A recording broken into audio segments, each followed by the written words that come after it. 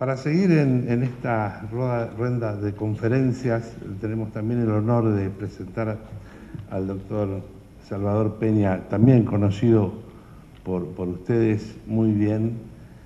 Él nos ha visitado en muchas ocasiones, es muy querido en la Argentina. Él ha trabajado al comienzo de su carrera nada menos que con Trelov. Ha trabajado en diferentes países, en Inglaterra, en España, en Holanda, y actualmente dirige el Centro de Genética de la Universidad de Ámsterdam y nos va a hablar justamente de cuál es la contribución de la genética y la genómica en la diferenciación de la enfermedad inflamatoria intestinal. Muchas gracias. Adelante. Buenos días a todos. Muchas gracias por la presentación, Juan. La conferencia de Alicia ha sido brillante. Es producto de una dedicación a estas enfermedades de muchísimos años. Son un grupo de entusiastas. Y por eso la planificación de esta mesa, de poner la genética y la genómica inmediatamente después de su conferencia, como buena clínica dijo que la colitis ulcerosa y la enfermedad de Crohn son dos enfermedades diferentes. Y cuando me invitaron a mí hace 2 años, yo pensé que es justo porque estamos en genética y genómica en el fin del principio. Y yo dije entonces que me parecía perfecto, pero que yo no era la persona ideal para decirlo, porque yo soy un dinosaurio de la época de la genética y no de la genómica. Pero les di 3 nombres y afortunadamente para mí probablemente se negaron o no quisieron venir y pude venir yo otra vez a Argentina. ¡Qué felicidad! Bueno, creo que hace 60 años, 2003 es interesantísimo. Primero porque en el 53, fíjense ustedes, está este papel que todo mundo menciona de Nature, del 25 de abril del 53, donde se descubre por primera vez el ADN. Y pasan 50 años, un poquito menos, al año 2000, se presenta el primer mapa del genoma humano, muy conocidos por 2 grandes investigadores, uno del público de Estados Unidos y otro privado. Pero no es hasta el 2003, o sea, que se termina la versión completa del genoma humano. En realidad no es así, porque es más bien de los exomas, o sea, de lo que se transmite, no de los introns, ni no de las copias, o sea, nos falta todavía. Pero de todas maneras, tenemos suficiente técnica para ir desde la doble hélice a poder estudiar en los pacientes la secuenciación de todos los 23.000 genes que tenemos. Por eso, desde 2003 hasta ahora, se han publicado más de 12.000, más de unos 17 estudios de genomas en todo el mundo, recogiendo datos, y ha servido incluso para decisiones políticas. Por ejemplo, en Inglaterra, el white paper de los ingleses en el 2003 dijo que nuestra herencia es nuestro futuro y por tanto ellos van a invertir una cantidad enorme de dinero en genética y genómica, y tienen el proyecto de hacer un genoma completo de 10.000 individuos en Inglaterra, que ya está avanzado. Sin embargo, se ha gastado tanto dinero y han pasado tanto, que los investigadores en el ambiente, porque todas estas enfermedades multifamiliares no solo necesitan una predisposición genética, pero es muy importante el ambiente. Y se quejan, dicen, bueno, hemos invertido tanto dinero en la genética, ¿y por qué no invertimos dinero en la parte ambiental? Y un investigador americano, Weil, que ha introducido el término del exposoma. O sea, así como hablamos del genoma, ahora tenemos que estudiar el exposoma. Y esta visión, hay una editorial muy bonita por Bruce Sands, que ha venido a Argentina muchas veces, en Mount Sinai, que que por cierto tienen en este momento un momento durísimo, porque uno de los mejores investigadores, Lloyd Mayer, que es un gran inmunólogo que ha sido jefe del servicio de Mount Sinai cuando David Zucker se fue, murió ayer después de tener una recidiva de su tumor cerebral, o sea que es muy triste, un hombre que había formado a tanta gente. Pero en fin, Bruce Sands escribió una editorial preciosa en Gastroenterology, y también es interesante porque Gastroenterology, la revista que todos leemos y que dependemos, empezó a funcionar hace 60 años también, o sea que es otro motivo bueno de celebrar. Ahora, la genética y la genómica en la predicción de riesgo de la enfermedad inflamatoria, tenemos tanta información que podríamos pensar que tenemos suficiente información para poder predecir la probabilidad de que una persona desarrolle la enfermedad y predecir el curso de la enfermedad en un paciente con enfermedad inflamatoria existente. Como van a ver, todavía no podemos decir esto, y por eso quizás es más asequible, aunque todavía no estamos para ello, para distinguir entre la enfermedad de Crohn y la colitis ulcerosa, que es la pregunta que se me hicieron. Ahora, el hecho de que a todos nos interesa esto y que queremos ir hacia la medicina personalizada es porque los factores genéticos están presentes antes de que la enfermedad inflamatoria se manifieste. Son factores estables, o sea que puedes tomar una vez un tubo de un paciente, 2 centímetros en la sangre de ETA y instalar suficiente ADN para hacer todos esos estudios. Actúan antes de cualquier efecto de los factores ambientales y no son afectados por exacerbación o remisión de la enfermedad, o sea que en realidad son marcadores ideales. Pero volvemos otra vez al exposoma. No podemos, y los clínicos saben, por ejemplo, que en estas enfermedades hay muchos factores ambientales que son los que condicionan. Ahora, lo que sabemos en los últimos 2 años es que todos estos factores ambientales, sobre todo en el Crohn, son los factores del microbioma que se llama, o sea, de todos los microbios que tenemos más microbios que células en nuestro intestino delgado, que son los que modulan los genes que tenemos. Voy a volver a este punto que es interesante. Déjenme presentar únicamente un pequeño estudio de la época de los dinosaurios, que lo hicimos con Alicia Zambueli. Nos mandaron ADN a nuestro laboratorio de 123 pacientes bien caracterizados y seguidos durante más de 10 años en el Bonaerense Udaondo. Y aquí vimos que, por ejemplo, la combinación de uno de los SNPs del famoso, entonces se llamaba el CAR15, ahora se llama el NOD2, que es el único gen que verdaderamente tiene algo de fuerza, pero no se puede comparar en absoluto, por ejemplo, con el HLDQ2 en la celíaca. El NOD2 es 1 o 2% de la heredabilidad, nada más. Pero aún así ven ustedes que combinando, por ejemplo, el factor genético con los factores de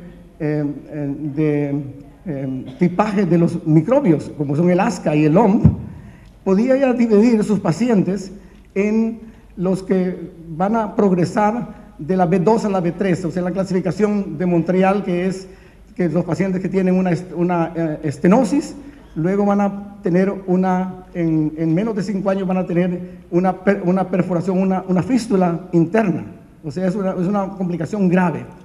Claro, yo con estos estudios, que en 2007 Alicia los presentó en el DW y le dieron el póster de Distinction, y yo traté de llevar esto al grupo del IBD Chip europeo, habíamos conseguido un grant que Miquel Sanz lo coordinó muy bien en todos estos grupos, y que por fin en diciembre del año pasado se ha publicado casi parte de este estudio.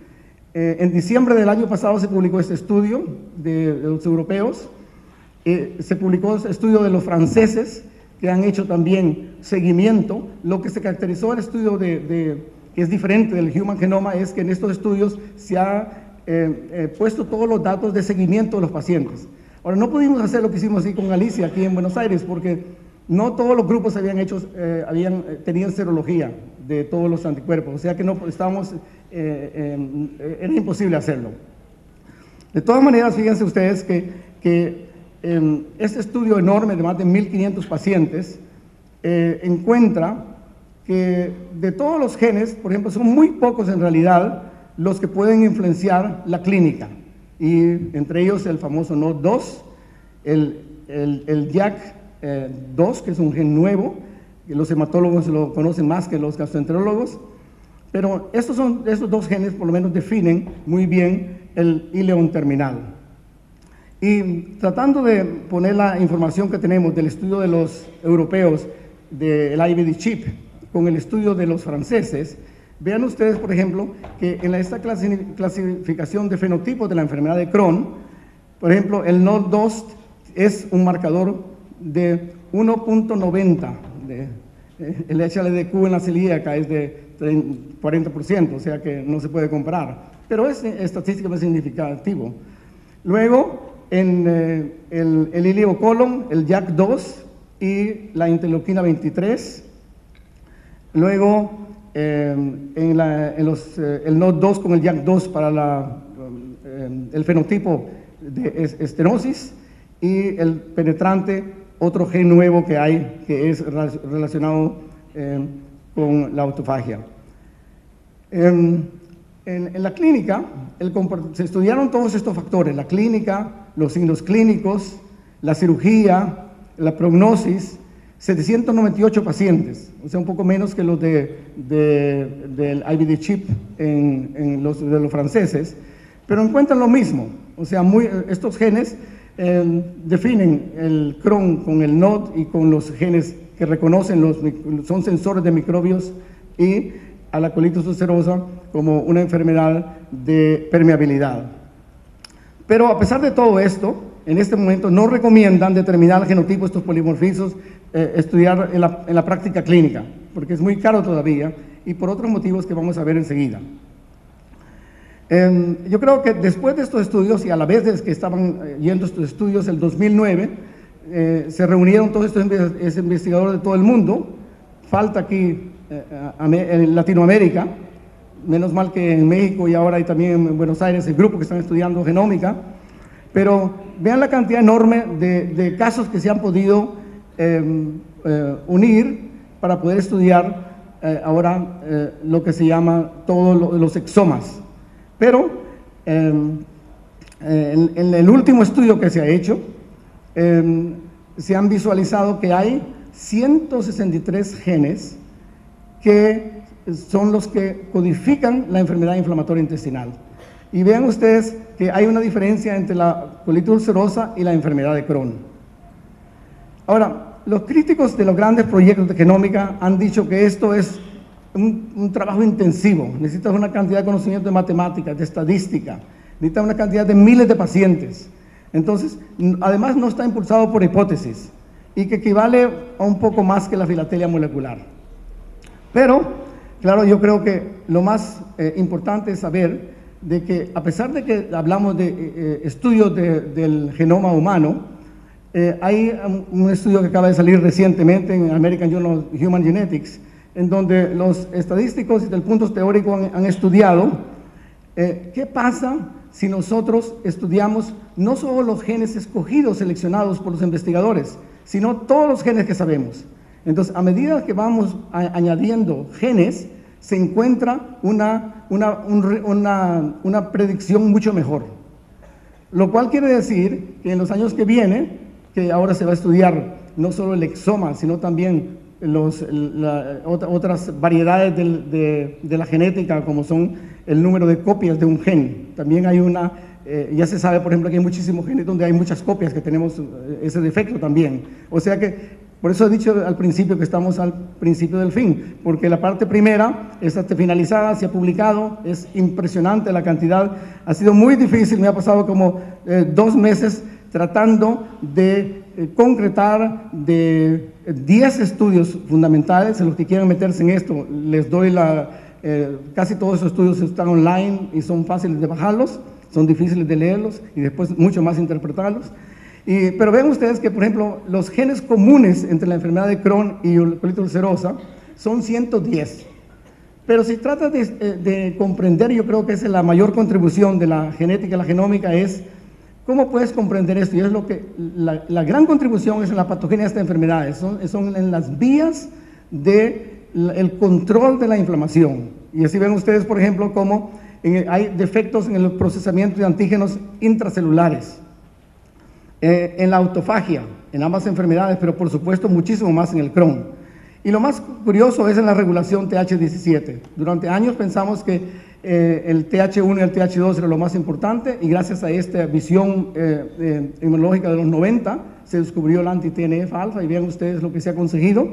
Pero ahora, por ejemplo, sabemos que gracias a la genética y a la inmunología, la respuesta TH17 y que inhibe el TGF-beta, que está condicionada por esta interleuquina 23 y 17, son claves para estas enfermedades. Ahora ya sabemos, y al principio todos pensamos que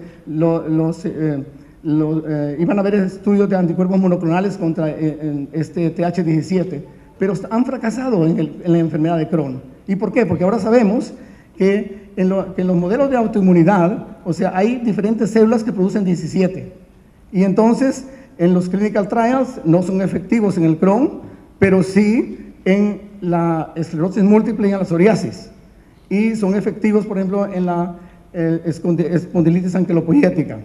O sea que hay heterogeneidad dentro de este TH17, y eso lo sabemos gracias a la genética y a la genómica. En este momento yo creo que si tratamos de reducir toda esa cantidad de información, vemos que la colitis ulcerosa es más bien una enfermedad de integridad epitelial fundamentalmente. Y lo curioso es que se han descubierto ciertas mutaciones en genes que son importantes para el cáncer de páncreas o para el cáncer colorectal. Para el cáncer de páncreas, por ejemplo, el RAC1, que también es una molécula importantísima para que la azotiaprina pueda funcionar. Y estos otros moléculas, el CH21, el RHPN, todas estas moléculas regulan la permeabilidad intestinal. En el cambio, en el Crohn, cada vez está proyectándose más y derivándose a la importancia del NOD, el ATG11L1, o sea, lo relacionado con los microbios intestinales. De tal manera que hay un artículo que sugiere que son los microbios intestinales los que han seleccionado estos genes. Ahora, el interesante de este RAC1 es un estudio hecho por un grupo de canadienses y de Escocia, con Satsanghi, y vean ustedes que encontraron que el RAC1, que está localizado en el cromosoma 7, es importante como un defecto de los leucocitos y hace que haya una infiltración mayor. Es interesante este estudio porque son los estudios que van a ver del futuro, que ya no solo estudian únicamente el gen, sino cuál es la traducción del gen. O sea, han tomado biopsias y han visto, por ejemplo, que el RAC, que los que tienen esa mutación, expresan mucho más, los que tienen la mutación GG, por ejemplo, tienen muchísimo más infiltración de polimorfonucleares. Yo creo que eso va a ser lo que se va a ir estudiando cada vez más. Y claro, la azotiaprina bloquea el RAC1, y hay estudios ahora que están haciendo para inhibir esto y para comprender por qué algunos pacientes responden a la azotiaprina y por qué otros no. Vean ustedes, por ejemplo, la contribución de todos estos genes a la heredabilidad. Si en la espondiloartropatía, por ejemplo, vean ustedes que es otra enfermedad que teníamos, el H27, era un buen marcador, 23.3%, y todos estos otros genes que comparten con las enfermedades contribuyen muy poquito a la heredabilidad, del 23.3 al 25.39. O sea que también en todas estas enfermedades autoinmunes es importante que tenemos esta variabilidad. Y aquí vemos el factor importante de la microbiota, y por eso ya ahora hay una cantidad de investigadores estudiando todos los genes relacionados con la microbiota.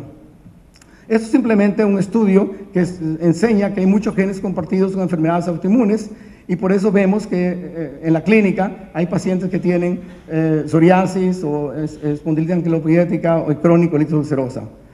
Luego, esto no se puede ver ya, pero me sirve únicamente por un artículo que acaba de salir en Gastroenterology del grupo de Fiocchi, en el que han seleccionado un grupo de genes nada más basados en un concepto inmunológico. Y si haces eso, encuentras una contribución mejor, una diferenciación al riesgo. Otro estudio reciente en relación, por ejemplo, con los pacientes que tienen Clostridium difficile en colitis ulcerosa. También se han descubierto ahora recientemente unos genes que predicen que por qué ciertos pacientes tienen esta complicación grave. Y fíjense ustedes eso para terminar, que en este momento, esto acaba de salir en Nature Review in Genetics hace unos días, está online, y vean ustedes que todas estas enfermedades autoinmunes, por ejemplo, espondilitis artropoyética, 31 genes confirmados, la enfermedad celíaca, 40, la enfermedad inflamatoria, 163. O sea que esta variedad es fantástica, pero indica para nosotros, para los clínicos, es una gran debilidad, porque lo vemos inmediatamente que si hay tantos genes compartidos, nunca podemos tener un test bueno para poder separar estas enfermedades. Por eso tenemos que esperar. Por eso en este momento, la genómica de enfermedades de Crohn y colitis ulcerosa, en estos últimos 10 años ha progresado mucho. Sabemos que no hay aplicación clínica todavía, pero estamos en el principio de las posibilidades. Hay genes específicos para cada enfermedad y otros compartidos entre sí y con otras enfermedades autoinmunes.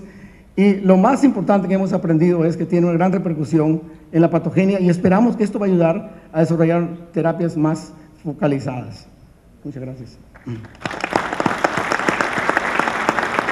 Muchísimas gracias por esta conferencia con tanto entusiasmo que transmite Salvador, por estamos leyendo, empezando a leer en medio de un camino que realmente seguramente va a cambiar totalmente el manejo de las enfermedades inflamatorias.